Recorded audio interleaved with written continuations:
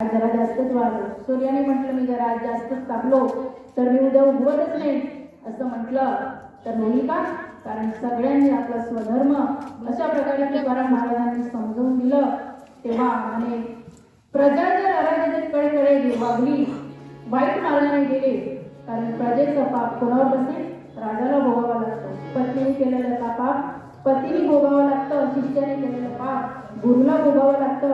म्हणून म्हणे वाईट मार्गाने जर प्रजा गेली तर तुम्ही जिम्मेदार असता. तेव्हा डोळे उघडले आणि जाताना मात्र पदरामध्ये एक भाकर दिली, एक नारळ दिलं आणि थोडीशी माती दिली तुकोबाला.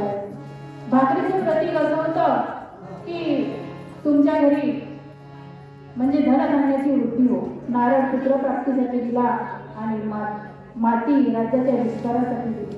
अशा प्रकारे निष्ठावंत व्हावा, भक्ताचा स्वधर्म, कारण ते आपल्या वाट्याला आलेलं असेल कर्म ते केलं पाहिजे असं तुकाराम महाराजांनी शिवाजी महाराजांना समजावून सांगितलं.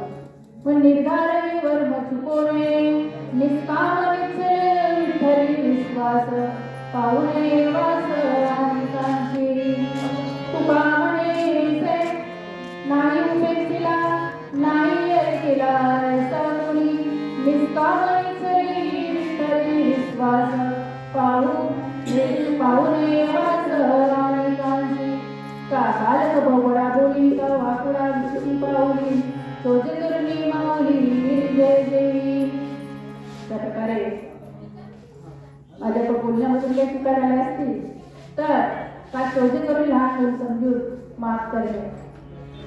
जय ज्ञानेश्वर माऊली महाराज माऊली.